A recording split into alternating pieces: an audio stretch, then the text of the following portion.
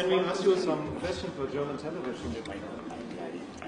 For the next appointment. Yeah, saying that the war criminals were not persecuted so far, and it's also an allegation against you. So no, because if there are any, definitely they can come and file cases here, because we have a system.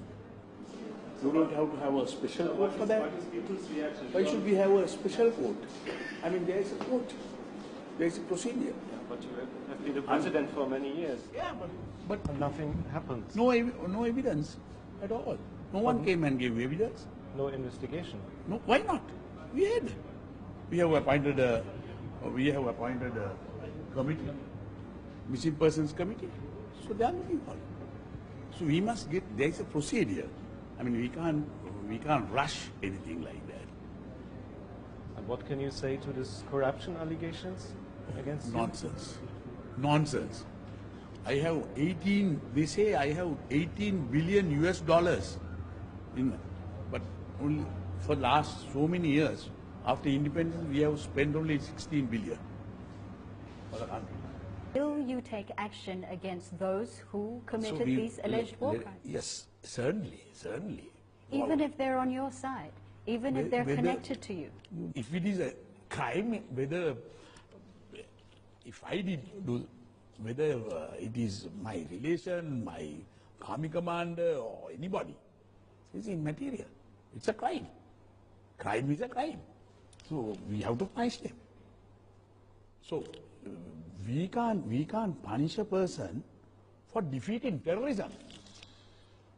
So if the international community wants to punish Sri Lanka for defeating terrorism, I'm not for that. You can understand the international community's concern, though. If you have an internal investigation, a government that is investigating itself, yes, in terms of, I mean, where is the transparency? How can we be assured that it will be fair and just and transparent? You don't ask that from the Americans. You don't go and ask that from the British or any other country about Iraq or Afghanistan or what is happening in Pakistan. This is, I mean, be fair with us. Be fair with us. Don't treat Sri Lanka because we are like this because we defeated terrorism.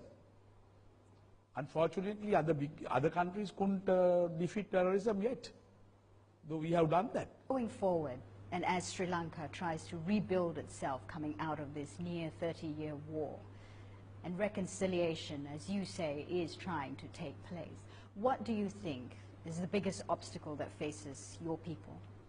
We have to build that trust as soon as possible, and it's building up. This is the challenge that we are ready to take. So, as you know, after 30 years, we took that challenge to defeat terrorism. So we took that challenge and won. Now it is the economic development. So we take that challenge and do that. But within 1 year, we resettle the people. 90% had been resettled. So within December, everyone will be resettled in this country. You can categorically, confidently say that the Sri Lankan army never targeted civilians? No. How sure are you? How can you be that sure? It's a war. It's a war, it's all right. But the way the people came to decide, to the government controlled areas, you can see otherwise, if Sri Lankan army acted in a different way against the civilians, they would have never trusted us. They would have walked into our camps. They just walked into our camps, 300,000 people. So that shows that our army, they trusted our army. They trusted our army, otherwise they would have walked in. I mean, this is why I am saying this. If you are so confident that the Sri Lankan army did not commit any crimes or war crimes during the conflict, why not allow for an independent body to come in and make their own independent investigation? This is the internal matter. I mean, I don't want my internal matters to be inquired by any other country or any other NGOs. So we will look after that. That's why I have appointed a commission. So if there is any violations, we will see. So you're saying that this commission you've appointed will investigate alleged war crimes? No, I mean, if there is anything like that, they will come and complain to us. Then And he's not the only example. There are certain people who are in the underworld, who are responsible for a lot of crime, okay, and who are drug dealers, who do various things here, and they escape. You know, it's very easy to go to India through various means. These are wrong allegations. They're not wrong allegations because I've met the victims. Don't get angry. You know, usually I get angry, so you don't get angry. Okay? You don't get angry. I'm the Secretary of Defense. I have investigated this. You don't take the word from these people. Take the word from me. These are lies to give a wrong image of Sri Lanka by the rump of this LTT who's remaining in outside and trying to damage the image of Sri Lanka. The UN's human rights chief and several foreign countries say that there must be some kind of accountability process in respect of thousands or tens of thousands of civilians who died towards the end of the war. That aspect, I think we have been very professionally addressed it. That is why, you know, when the biggest allegation was about the civilian casualties. And what is Sri Lanka doing about that? We have done a lot. We have done a lot. From the census department, they carried out census in this area. The officials, you know, participated in this census were 100% Tamil officers who are working in this region.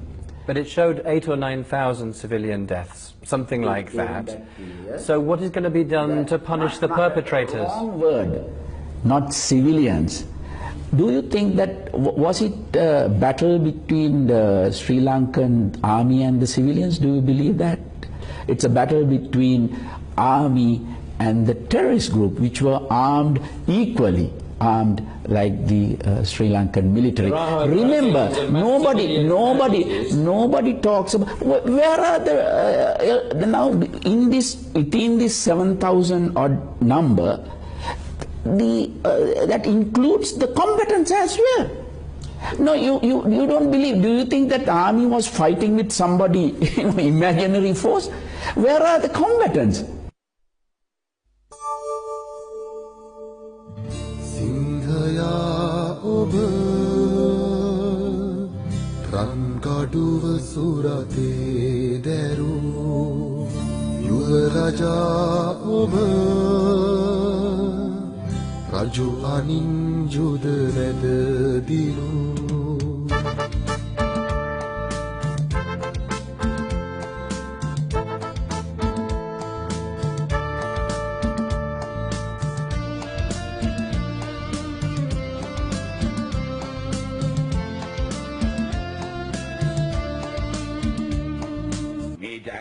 ජනාධිපති මහින්ද රාජපක්ෂගේ ජයග්‍රහණයක් පමණක් නොවේ. මේ පෙළ ගැහෙන්නේ අපි අපේ ජාතික කොඩිය වටා. අප කලේ මේ රටේ ජාතික කොඩිය වටා මේ රටේ ජනතාව පෙළ ගැස්වීමයි. ඒ නිසා මේ ජයග්‍රහණය අයිති වන්නේ ජාතික කොඩිය වටා පෙළ ගැසුණු මහා ජනතාවටයි.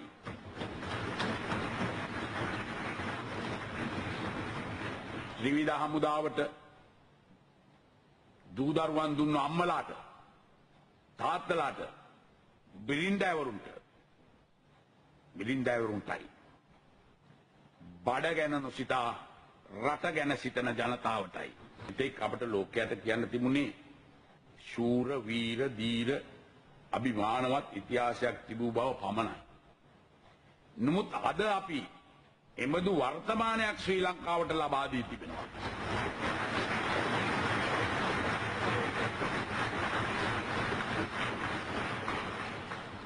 අපි නැගී සිටීමට මෙතෙක් ශක්තිය ලබාගත්තේ වීරෝදාර මුතුමිත්තන් බිහි කළ අතීතයේ. අද අපි ඒ අතීතයට ගෞරවයක් එක් කර තිබෙනවා. වාගේම අනාගත ජාතියට ශක්තිය සපයන යුගයක් නිර්මාණය කර තිබෙනවා. අනාගතයේ අප ජාතියට අනබිබවනීය සටනක යෙදෙන්නට උවමනා වූ විටදී මේ යුගය සිහිපත් කරાવી.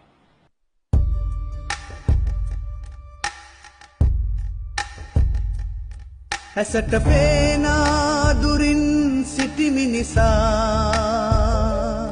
දෙරණ ලෝකේ උඩින් තැබුව නිසා ශක්තියෙන් නැගිටලා අසිපත උස්සා කොඩිය මත සිංහයා දිලිසුනා කොඩිය මත සිංහයා දිලිසුනා